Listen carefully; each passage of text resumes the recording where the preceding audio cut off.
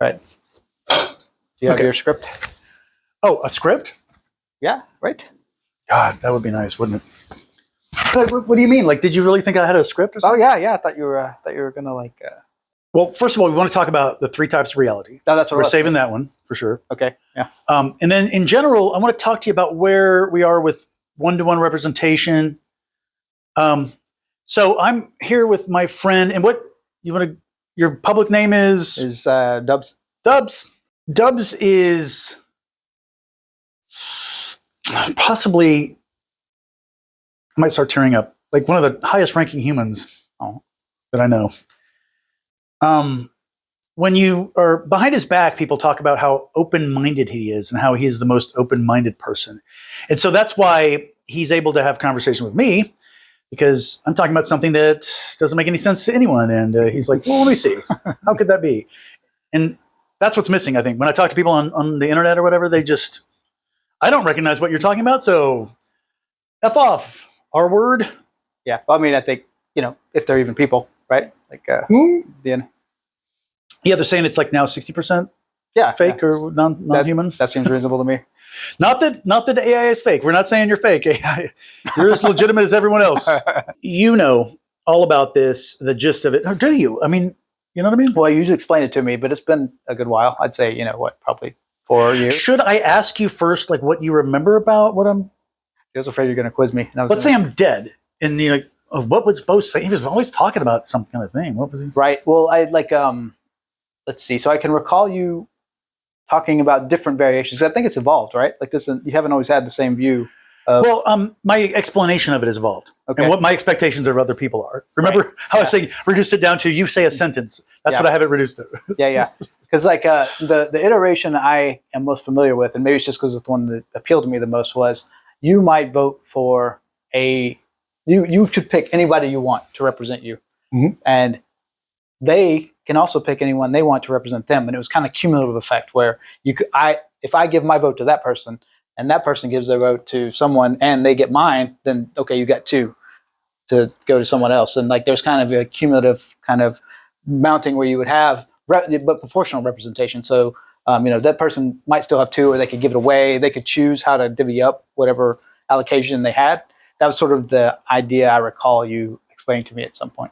Yeah, that's close enough, because I would say it just doesn't work if you transfer the vote again and again and again, and it becomes a vote market.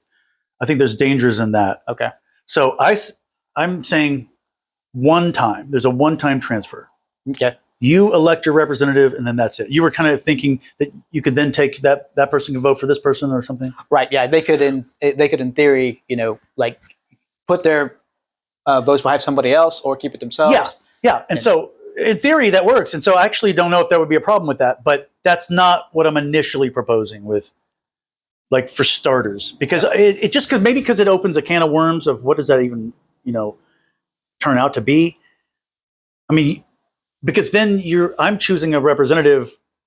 I did not choose them unless I'm choosing them to be a representative to choose a representative. Yeah. You know what I mean? That's a different story.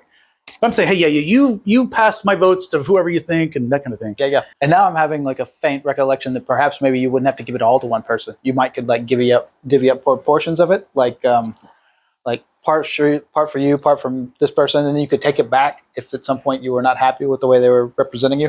Well, I mean, there's all kinds of variations. So we have the gist of it, which is already eons above the average person's understanding of what could possibly exist. But so basically the point is, like, once you understand like the gist of what I'm saying, you could take it and do all these different things you're talking about. You could divide your vote up. You have 100% of vote. You could give 15% to this guy and 12 over here and 3.5% to this one. If we really wanted to do the computers that way, I am always going to be, I like the idea that you choose a person, that we can count that one voting going to somebody. I mean, I think that makes sense, especially simplicity's sake, right? Like, don't make it complicated for people. You pick somebody, and that's it. Like, in the same way, I thought that it was really, I like the way, not beyond ranked choice voting, but was it approval voting? Like, I also like that. Like, do you like this person or not? Yeah, and so approval voting is like for single winner. That's what I would choose, not ranked choice. But you're, of course, a fan of ranked choice as well. Yeah. I mean, I'm a fan of. I'm open to either, but Yeah. I wanted something different. So it's one of those dilemmas, because you were saying, why would you be against it, Bo, ranked choice? But it's one of those dilemmas of the people who are on the same side of almost all the issues are really the ones against each other. Like a communist of type A and a communist of type B are against each other far more than other people are against these communists. Yeah. They say that narcissism of small differences. I think I've heard it put that way. So. I guess so, but there's a functional aspect to it. Like to a communist, these other people, they have no bearing on anything we're doing. But these guys, you're deciding where we go. Yeah. This is our future. So it's a functional thing that the people closer to your decision-making idiocracy, your idiocracy, what am I saying? Ideology. Yeah. I got idiocracy on the brain. Because that's exactly how people think of me, I think, as pompous and faggy. Like idiocracy. And your shit's all weird. Your shit's all fucked up. Yeah, we're looking and you got 9 subscribers. Your shit's all fucked up. Yeah, and so you get the gist of it, and that's really it. And so here's another dilemma I'm having is like, it's a real simple concept. I should just, if someone doesn't get it, they don't want to get it. And why don't I just move on? They're not interested in talking about it. Yeah. But I can't. So I'm stupid enough to not know how to go find people. I'm literally thinking, I need to go walk around on the street until I find people that want to talk about this or something. Whereas other people, they write articles, they would put together things and communicate. I don't know. Yeah. But, but I mean, part of that is like, what gets this traction? What gets it off the ground? Is it just you have critical mass of people that are like, no, actually, we want to try some different style of voting, and somebody's going to be compelled to do so? Like, I guess, what's your mechanism for this, like, engaging? Yeah, and so I have have you ever heard me talk about the 1,000-year plan? How we really should always be thinking in 1,000 years from now. I think I've heard you mention that. Yeah, and so as soon as you said, what's the process for getting this off the ground? I'm like almost like, oh my God, getting something off the ground sounds like a bad idea. We're not doing that. We're not trying to make anything happen because it really is a thing. I have a force of not wanting things to happen. But you talk to anyone and they're like, okay, well, this is how you get this to get legs and go somewhere. But then I'll say, like, why don't you understand it? The person I'm talking to, why don't they don't seem to understand it? I need them to understand it, like, because this isn't just, it's not just the idea that anybody can vote for anybody. See, I want people to understand the magic of why it's all incentivized. Mm-hmm. So can we talk about that? Please. So when I say how to get it off the ground, I say if we start off just as slow as possible, because the whole idea is nobody has to do anything they don't want to do. And you would agree with that? You understand it from that perspective? Okay. The easiest way for it to start is each individual mentions out loud who they elect, they elect a person. Mm-hmm. Okay, so it's 3 steps, basically. It's elect representatives, and then it's measure the representation, which I'm calling the RQ, the number, the RQ. Yeah. And then silencing the spoken for. And I added that as like a 3rd step. I used to say it was just 2 steps, but because that's where people can see the rubber meeting the road. The whole point is we're getting rid of people out of the conversation. Mm-hmm. We're getting rid of them. And we're getting rid of duplicates. We're getting rid of kind of people that don't know what they're talking about, and so that. But that first step is just elect a representative. So if each person could just say out of their mouth who they elect, like I've elected Thomas Massey, and so that's one approach. Like, I've elected Thomas Massey. Who have you elected? And then that could be a way people can bring up a conversation about, if we start electing. Now, I know there's people would seem insane for doing that. So no one's going to go to their friend and say, oh, hey, Ted, here's your wrench back. But, if we just start electing people, we can completely change the world to a utopia. But that's another issue. It's like, how do you get people comfortable with the topic? I don't know. But if someone was to say to someone else, I've elected Thomas Massey, who have you elected? And there's different ways to think about couching it in there. But it comes in when someone's bitching and they're saying nothing will ever happen, da da da da da. It's almost like everyone's in their mind saying, well, have you done the minimum requirements? You know, if I was complaining about, oh God, websites are so hard, I don't know how to, you would be thinking, naturally, everyone would be thinking, well, has he gone to basics? Have you Googled how to build a web? Have you gone to like Squarespace? Have you just done the initial? Right. And so then we can say to people, well, have you even said who you would elect if we, and that way, and that makes more sense to people. If who would we elect if we elect people? Yeah. I don't want to get you off track here, but like this made me wonder: could this sit on top of the existing structure? Like we could still be voting for whatever we're voting for now, but then they'd still have this maybe the mandate based on I have this RQ. Is that what you're calling it? Yeah. Okay. So I'm sorry I didn't mention this because that is one aspect that I've started telling people I'm not talking about governments because that is so confusing to people. Okay. When people start thinking about reform, and reform is a totally different game. That's really hundreds of years, really, to get a reform in effect.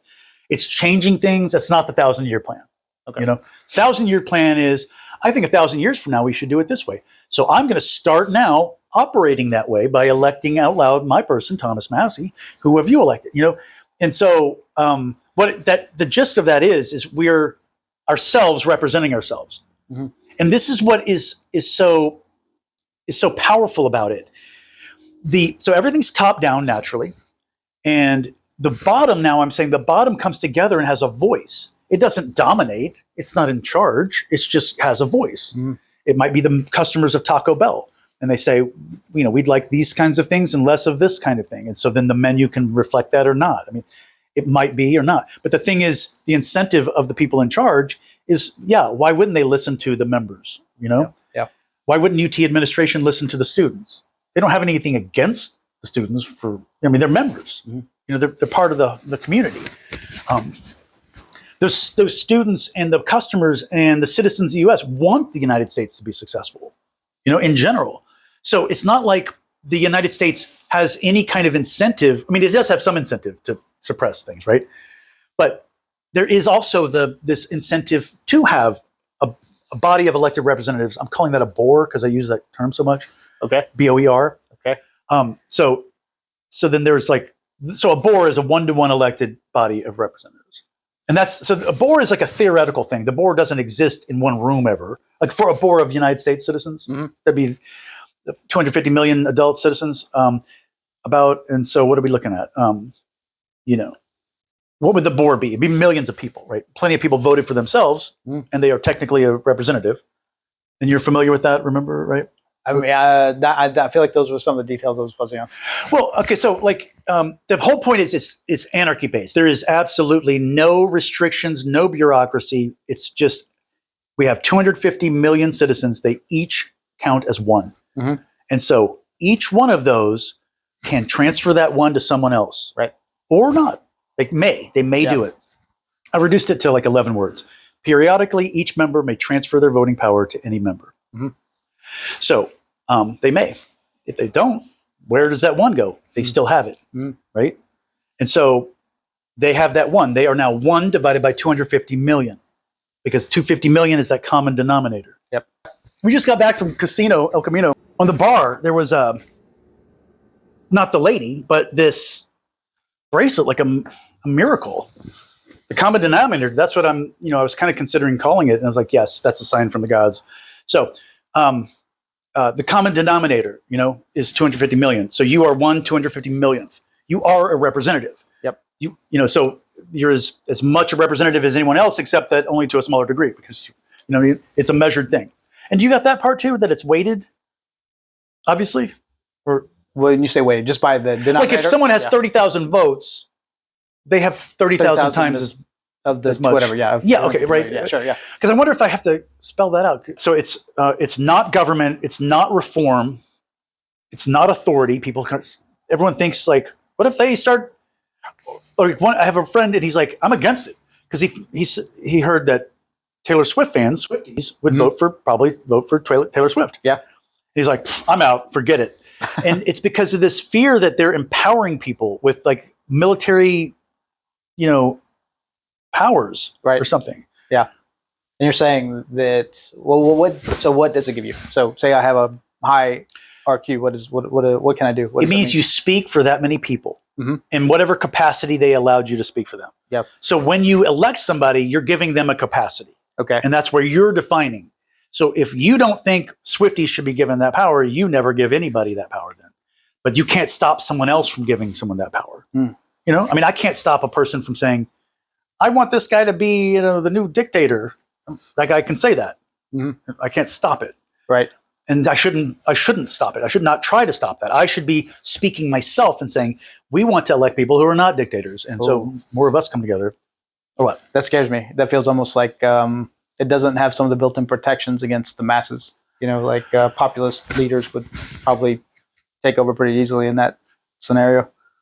But built-in protections, like, what do you mean? Well, I mean, like, so say we have the Constitution, right? That's supposed to divide power with the hope that we're not going to have, any one entity being able to change things too fast. We all have these different cycles for when we elect people, different roles. All of that meant to be, division of power, right? And this feels like there's the opportunity for that to be undermined. But there's always the opportunity. There's an opportunity right now. Someone could be organizing forces and doing whatever they want. Oh, right? sure. Yeah, but I mean, that. I feel like that. How would this?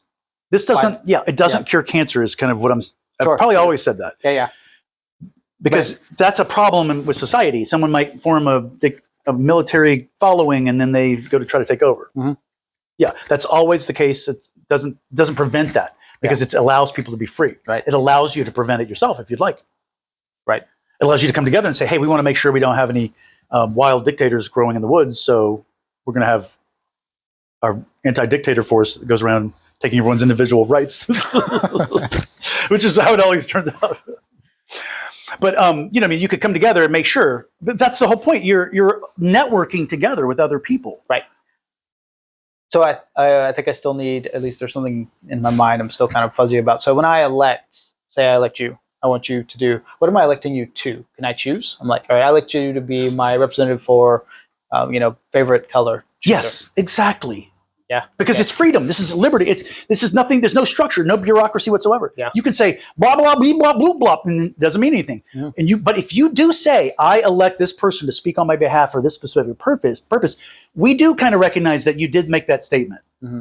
And if you didn't say you were joking, easily we could see, it sounds like you were saying you chose that guy to have that power of attorney, that small sliver of whatever power you gave him. Yeah. Right? Because contracts, So I love that it's based on just no restriction. There is not anything. There's no bureaucracy. See, what's funny is like my inner concern, my inner conservative, I guess, is just screaming like, "Oh, we need guardrails. Oh, we need You are the guardrail. The natural conservatives in any group are the guardrail, and that's what's happening in society today. We're not asking, hey, do you think that girls can have peonies? Like if you asked America, how many people would say yes?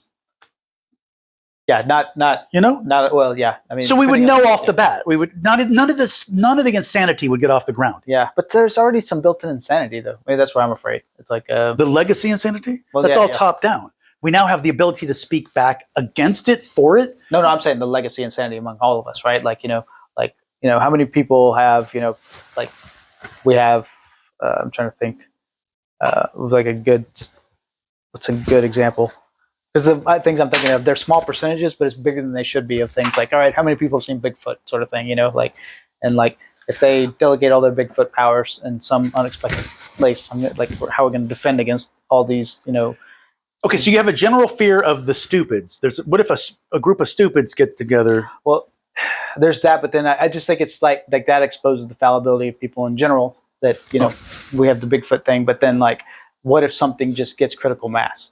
All right, and what do you need? Say you have 51% of people that say, you know what, I think we're going to do, open borders now because are just feeling really friendly these days.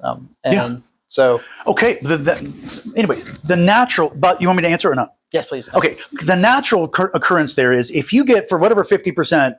They have open borders. They want that. that's a society that needs to learn a lesson. Okay, and those people are going to learn the hard way. But guess what's going to happen? The next 1,000 years, no one's going to even mention open borders.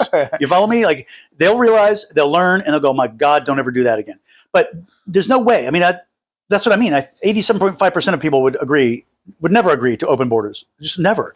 That is going to be like 800 years from now, where people open borders, like just free open borders. That doesn't make any sense. Everyone's going to be like, no, just you could go anywhere, but you will track knowing who you are and how long you've been there.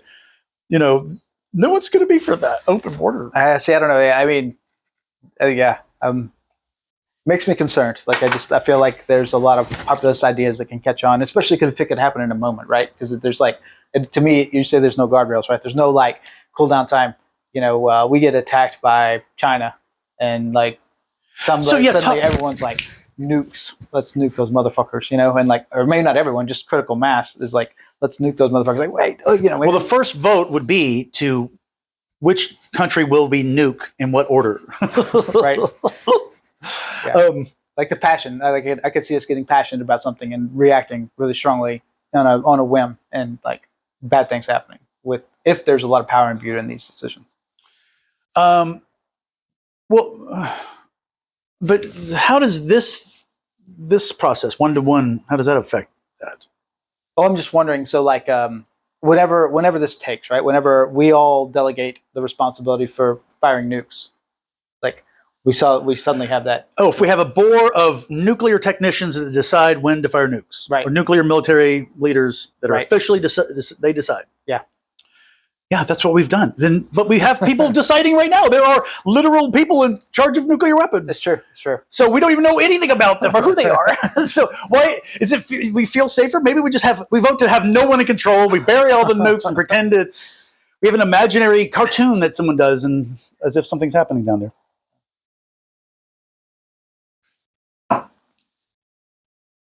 So it doesn't cure cancer is one thing that we're always going to be thinking about. Oh, if this happened, these people would do this. Yeah, bad people would do bad things. But what we don't even fathom, what doesn't even cross the mind of people, is good people doing good things.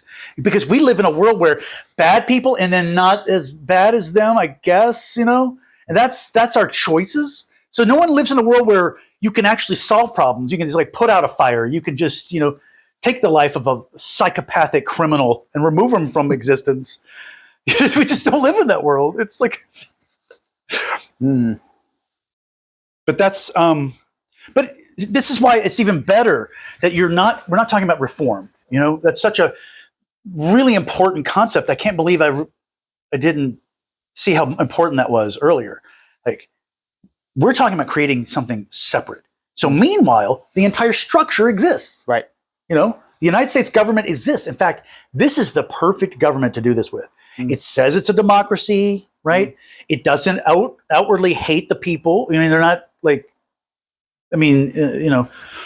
you could argue, but it's we can work with this. They're pretending to not want to kill us, so I can work with that. Right. Yeah. And that means that when we all come together as a group, here's another aspect. This is not a faction, right? Let's say we just have 4 million people. We're only 2% of the population.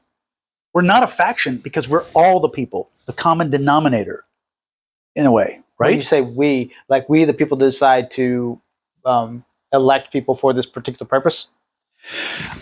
Well, okay, so I'm sorry. Let's imagine this group. We're the elites. We run everything, and this group is of rabble rousers are saying stuff. Who are these people?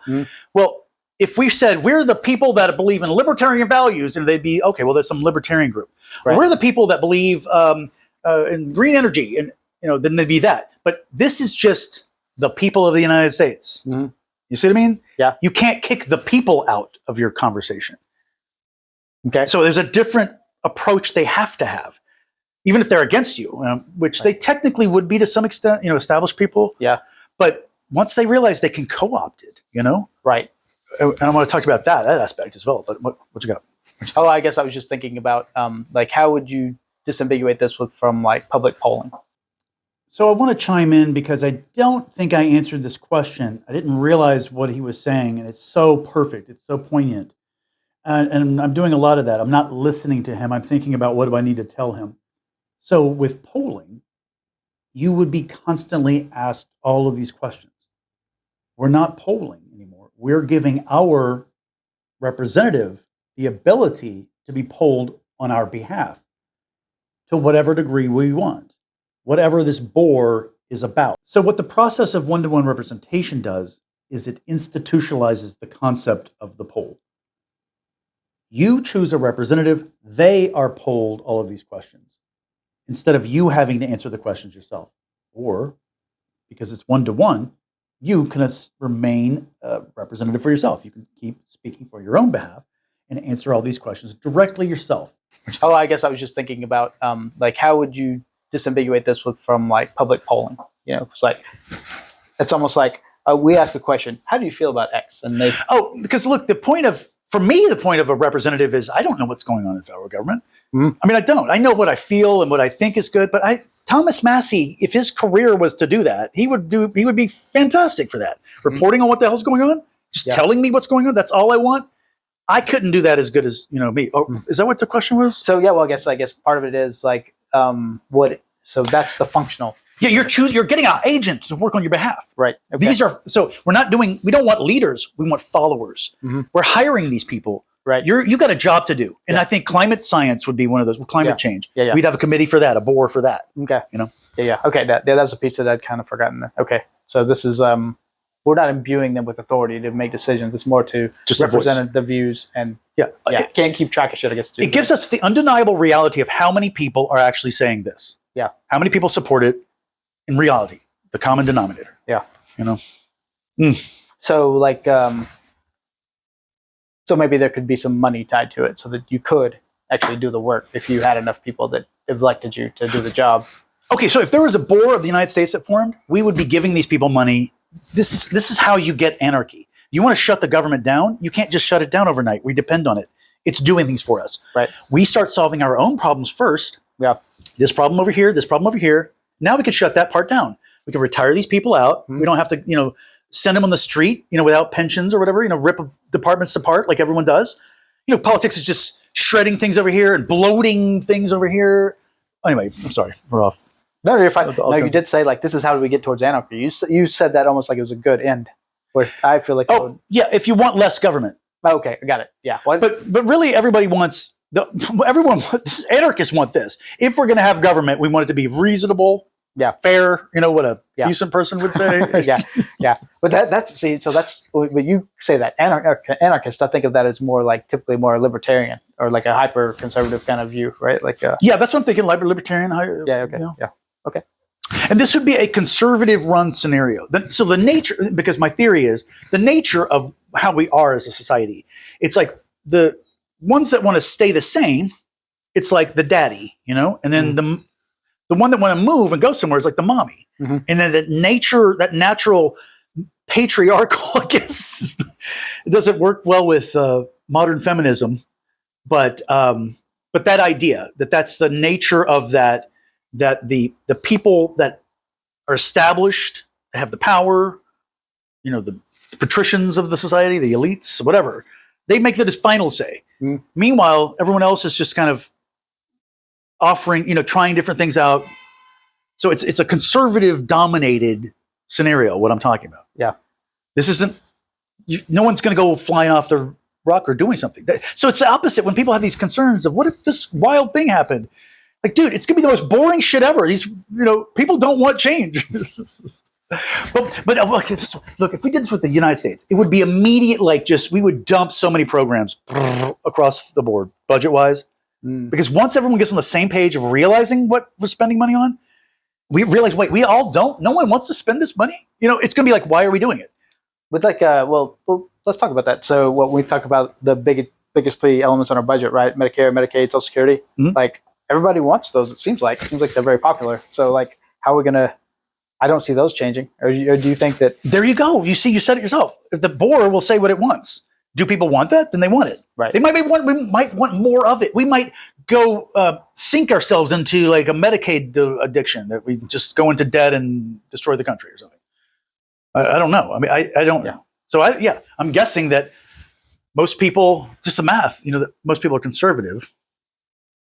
But then you're saying this. What, am I missing something about what you were saying about? Oh, so this? that you were just saying like you were expecting things to get cut across the board, and I was thinking like, well, the things that are the biggest concern, at least to me, in the budget, or the things that are going to go broke, are the Medicare, Medicaid, Social Security. As far as I can tell. Oh, you're saying most those. people would want to get rid of it. No, well, no one wants to get rid of it. That's what I'm saying. That wouldn't be cut. And But so that's what needs to be cut. Right. Yeah. Oh, yeah. No. The things that we would have to think about. No. See, this is what I'm saying. There are 87.5% of us that agree on so many changes. Yeah. Like close the borders for the love of God. Do this, do that. More immigration. We want to smooth out the immigration process. Right. That's out of control, right? Yeah. Coming in is actually legitimately is difficult. Yeah. And so, all the common sense shit will be done. Okay, why are we spending all this? No, we're not. No money to Israel. No money to them. In fact, no money money out of the United States would just shut down almost immediately.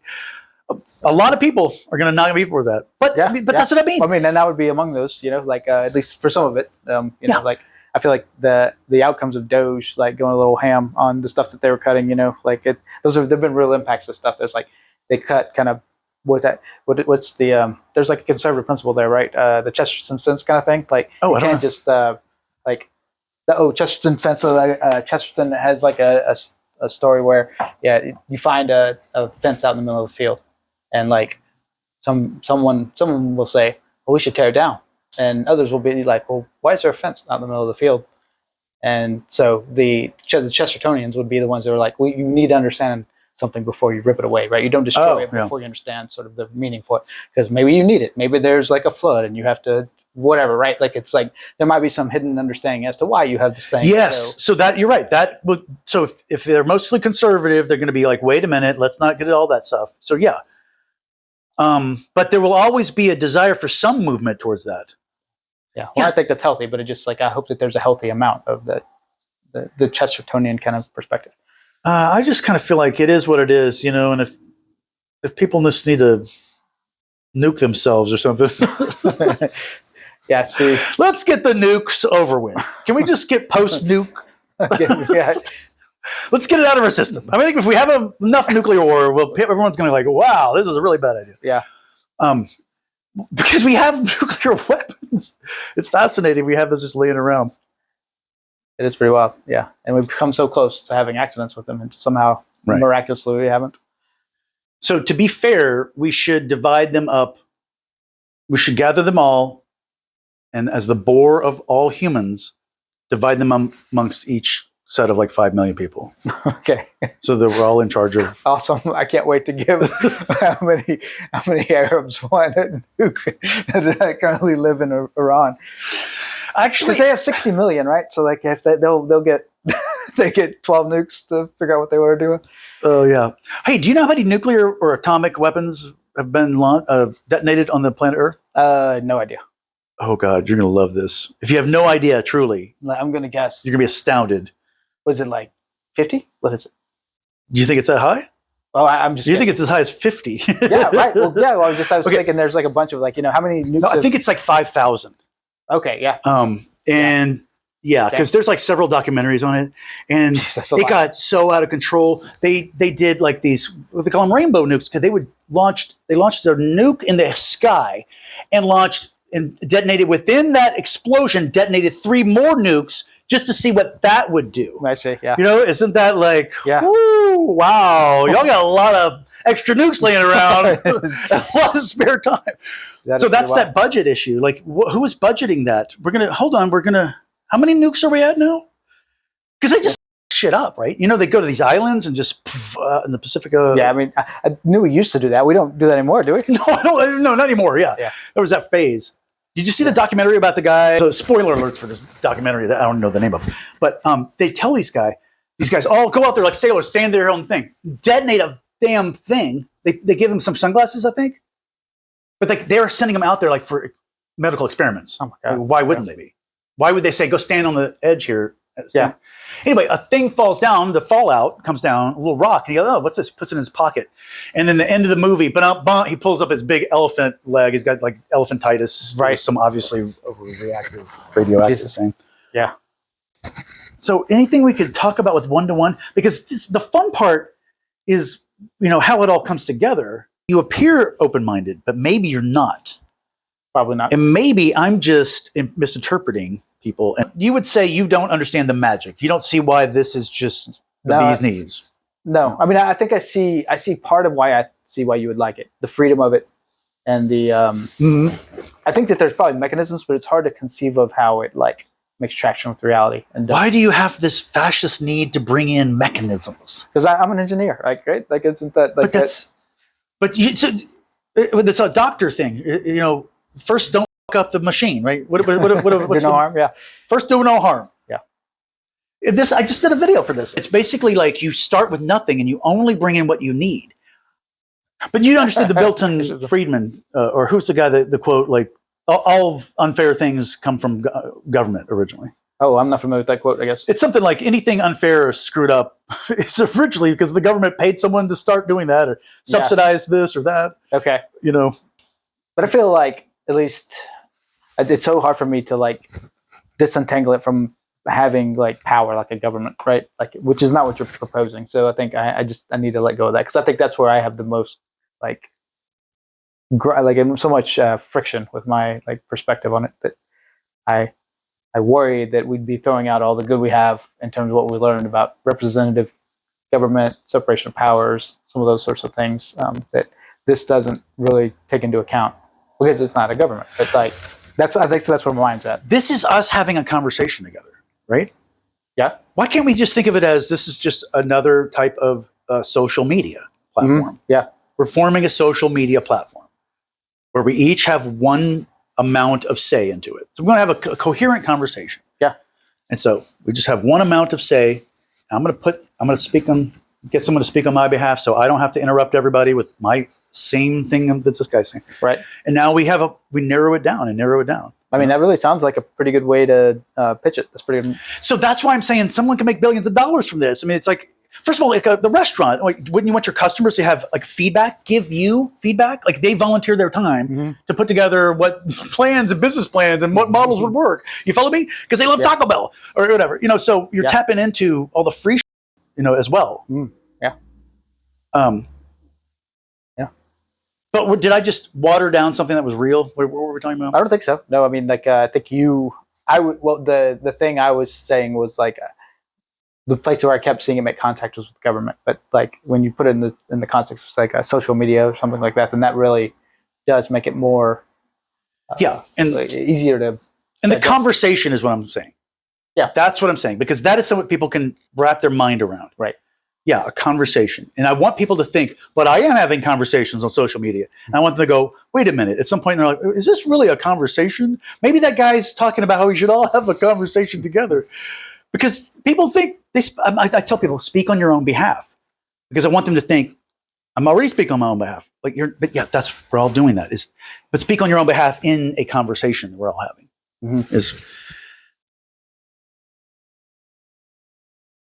But the reason that the established people want that is because it's a choice. It's this is forming whether they like it or not. And this is like what I call the magic. You know, here you are forming this group. Do you want us, the members of the organization, to form separately from you? UT students, do you want us to meet off campus on private grounds where we're totally in control of ourselves, doing our own thing on our own business? You know, no.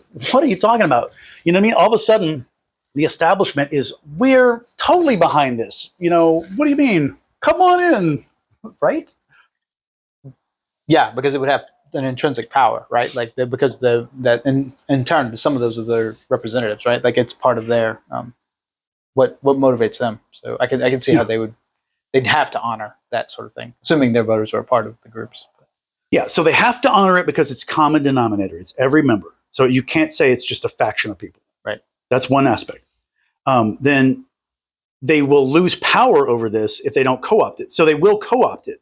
And then immediately, I'm not happy about it, but that's just the reality. But then they would immediately water it all down. You know, they would do a completely different version. But it would be far more representative, and it would be something, and it'd be progress. But that would be the giving in. You know what I mean? You're selling your soul if you kind of, in a way, if you don't have control. I'd be interested to see how it'd play out. That would be my fear, would be that, you know, you would have, you know, demagogues would be able to get people to be entertaining enough to just be like, all right, I'm going to vote for this guy just for whatever reason, right? Okay, so demagogue. So you get a person that is a hero to people, but that brings up people that don't want that guy to be a hero. So people that are against him, right? So there'd be people in that. So there'd be people involved in this. Maybe social media is the way to go. We just go with the flow of arguments online, and we go, all right, here we go. We're all going to represent ourselves. Right. You find out everyone's an idiot that likes to talk about people slapping each other. Meanwhile, people talking about the budget over here. And that's where I feel like I'll be where I am right now. I'll be in the same spot because I'll be voting for some like niche person that I think really well represents my views, but they just won't have any kind of critical mass. And so I'll have my 15% of people that are in the same boat. In the example I just gave, I was trying to say it doesn't matter if 85% of people talk about nonsensical issues. If the 15% of us who want to talk about important things like the budget or rules that are keeping society together, if we come together and have those conversations, that's the important thing. So I don't think Dubs is understanding that, because he still says that, first of all, he's thinking 15% is small. 15% is a dominant faction. If you have like 15.6% of people got Mamdani elected in New York, only 15.6% of the people that could vote, adult citizens of New York, voted for Mamdani. So that's extremely powerful. If you have 15%, you are a power player. You are at every single table. Imagine that if everyone had 15%, that's 8 people. That's less than 8. That's 7 people. So 7 people, you're one of 7 people that are, controlling everything, if that's what you're thinking of it as. No, that's absolutely powerful. So 15% is powerful, but the point is you don't have to amass other people. This is one-to-one representation. You by yourself even. If you're going to go on your own and not do anything with anyone else, you obviously want one-to-one representation, because that allows you to be represented and counted, even though you're only one. It allows you to be counted for the amount that you are, whereas in any system out there, other than this, you're just completely disregarded. You're considered a fool, literally an idiot, a person who is sort of by themselves and not aware of what's going on. That's the original meaning of idiot from ancient Greece. With one-to-one representation, there is no need to gather other people. That's what we're trying to avoid here. Currently, in any kind of other system out there, you have to gather people. You have to get wealthy people with their wealth, and then you have to get stupid people for the mouse's amounts of people. So you end up watering down whatever it is you're trying to accomplish. You now are participating in philosophies that are completely against everything you believe. You're compromising your values. You're compromising what you're saying. You're not even getting anything off the ground verbally that makes any sense of what you originally wanted. Have we talked about the grid of what it would be? Like, No, when I you're, don't recall. so if the boards are up and running, this is how we do society. You'd go, oh, well, what's the board sheet, I guess? And you go, oh, let me see this board sheet, or their board tracking or whatever. You're tracking how they've been doing in previous elections. Okay. Every period you're doing this, right?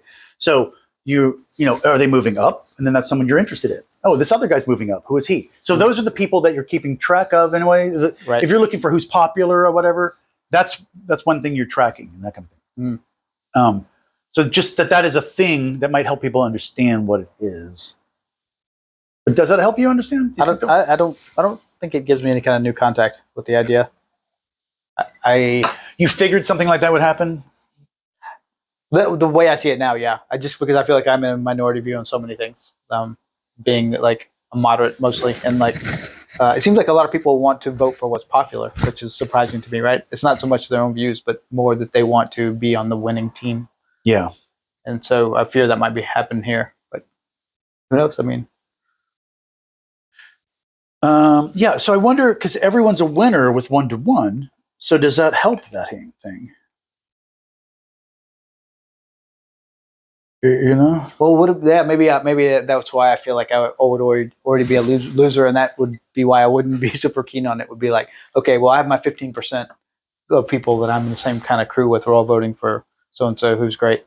I vote for Sam Harris or somebody, and he represents me. And then like he has some like it's not tiny amount of people that are into it, but like we're not going to be nearly as representative of as the big organizations, right? You probably have like the pro-life or group, right? That's like some big, because that's like the most important thing to so many people. Mhm. And then you'll have, like you were saying, like the climate change crew, and that'll be another 20% or something. I don't know. Like it just seems like my views are probably going to be pretty small. I'm surprised I didn't catch this because he's saying things like big organizations might have these dominant factions or something. We're not representing organizations at all. We're only representing individuals. If you're saying these organizations are pushing for things, then so be it. And again, we're looking at like there's these scary things in the world. There's cancer and monsters and lions and tigers and bears. And this doesn't stop those things from happening or make them disappear. It allows you to represent yourself and speak for yourself. They're not interfering with that at all. They can't. You can choose anyone you want. There's nothing stopping you from being represented. If you're concerned about stupid people being manipulated or this and that, or people being bought off or something, that's out of your control. We're dealing with what you have control over. But again, he's going back to, well, I'm just such a small portion compared to the bigger amount of people. But it doesn't matter about that. The point is, you're a small portion, so you need one-to-one representation to be able to be heard.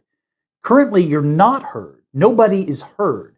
Everyone thinks they're heard because they have a bunch of followers and, oh, look at all my friends, and they have this illusion of a community where they're getting support and feedback and they're talking to people and people are responding, but that's not a conversation at the national level. That is a non-existent conversation at the national level. As you cycle through, you realize, oh, well, I like this person's this category of on this issue, like me. But of those people that are on that issue, you have a wide array. Yeah. You're saying some visibility to the other people that I could still get into that might have more representation. Like, no, they're not so bad. And so you're going to find someone within 7 cycles or so of exactly representing you.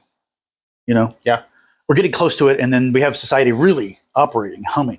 We're getting feedback instantly. Right. And so once we do that, we're going to be like, well, let's do this, let's do that. And as a society, when 100 million Americans get together, I mean, we're going to see the power of that shit. And it's like, if it happens, it's going to be amazing. The only thing, so how do you keep it honest? How do you keep one person, one vote, one citizen, one vote sort of thing? Oh, yeah, well, that's the hard part. So that's when people want to do that. They go, oh, well, here's how I can set up a website. This is how I can do that. It's going to be online, and we'll just have to trust it or expose fraudery. I don't know. You have several different websites that are doing it simultaneously, separately. I don't know. Yeah. I mean, there's certainly we know how to do it at some level, right? Like we validate people based on, setting up bank accounts, whatever stuff that we could easily do something, but I don't know to what extent people would do that. Would it be too much barrier to entry? Right.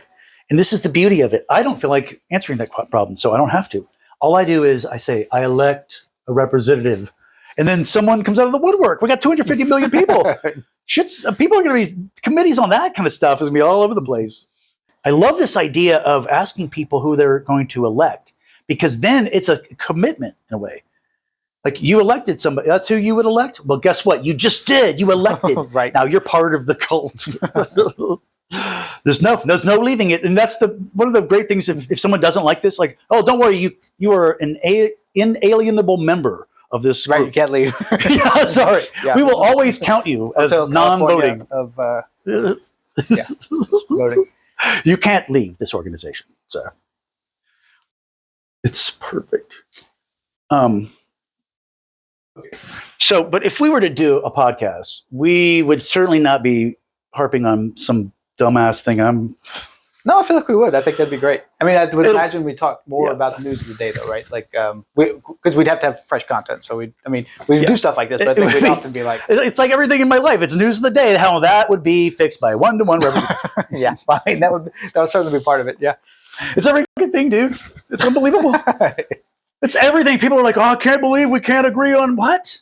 Are you kidding me? No one knows a way of getting a bunch of millions of people together in a single conversation. Have we talked about how enemies that never talk to each other can be part of the same body of elected representatives? I don't suppose so. More magic. Okay. I mean, enemies, they hate each other. Yeah. but we're going to take all the love from these enemies that is combined and actually count it. You see, all of the things we want to do filter forward. It doesn't matter if these people hate each other. We're all on the same page on these issues. Because you really can't see who is the one. Oh, you can't see. You don't ever have to talk to other people in the board. Right. And still pass legislation or whatever you call it. You know? But don't you miss out on that whole interaction? Oh, no, people would be interacting with people they care about and love, but not the enemies. Yeah. That want to kill them typically. Right. Usually that's why you exclude people. You talk about killing us all the time. Yeah. Yeah, see, like the magic can go in further and further. I mean, we talked about the Boer Wars, or how there's real competition that happens. Once people realize what a Boer is, this idea of, wait, what, 1-to-1, and people go, oh, we like being represented, then that would be then duplicated. Because, okay, so let's say someone is, UT students are forming a Boer, they get co-opted by UT, okay. They become kind of corrupt and people don't really support them so much. A rival Boer or a separate Boer, you know what I mean? Part of the same Boer. I'm sorry. You follow me? So that because the rules of a Boer are you are X over the common denominator. So they are that no matter what. You know what I mean? So I may have missed how they became a Boer. How did they? Yeah, they're doing some rules like if you want to vote, come on, go it through our system, and then they do whatever they want to do. But if they're just whatever. I mean, like, whatever. If you just don't like the cut of their jib, everyone else can just go, we're a Boer over here, by the way. Bigger than you, dumbass. You see, it has to be real. But I mean, it's any ad hoc coalition of representatives is a Boer. It's part of the Boer of the group. Right. Know? But it's like the whole concept of electing can be this varied sentence. Like you were saying, what if I elect someone to the color of my favorite color? Right. So the standardization of that is what one group will do, right? Some people got together, they figured, we'll standardize this process this way. They do it, they get co-opted by the university. But meanwhile, the concept of 1-to-1 is in everyone's head. We understand they only represent how many people are actually participating in that. Yeah. Once you realize there's not that many participating, there's power for a Boer. Yeah.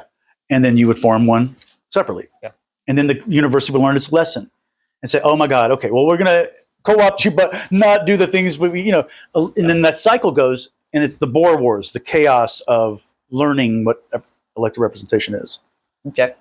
Even though it's like more of a science fiction book, that can be appreciated that way. To say that this is going to happen is probably audacious. Right. Yeah. I was thinking that, like, just to be hard to extrapolate necessarily has to look like that would go. But once you see it, you're going to see it. People want to fix problems. People want justice. People that are horrible criminals are not going to fare well, I don't think. There's so there's a house of members of voice, right? This is the house of people, members, right? Okay. Like what we're talking about, the Boer of people. Okay, that's representing people 1-to-1, right? But they might say, hey, we want to have pie in the sky program, and so let's enact that. Okay, but it's got to be done by someone that's paying for it. Okay. So there's the house of the donors. 1-to-1 dollar ratio. Oh, so that's a whole different thing. Okay. Yeah, so you've got to convince the guy that's actually paying for it, or some people, enough people to do this. You know what I mean? Okay. Not only do you have to agree that you want to do this, but like someone has to want to pay for it. What are you talking about? You know what I mean? Because it doesn't exist, if no one pays for it. Yeah, you're not going to do like small dollar Kickstarter kind of boards. Yeah, well, that's what you could do, or whatever. Boards, I should say. Yeah, so I guess I just need to do Kickstarter boards and things like that. Yeah, that's what. See, you would go. You sure you haven't already thought of this, but that's what I need to do. I need to follow through on all the basic things that a normal person. You see what I mean? How would a normal person has the answer to the universe? What would they do? Oh, they go, oh, well, I'll make a website first of all, explaining it, and put these I've got these things already written. I'll just copy paste this, right? 30 minutes. I mean, should I do a challenge like how fast I could put a decent website up of explaining 1-to-1? You should, because like 2 hours.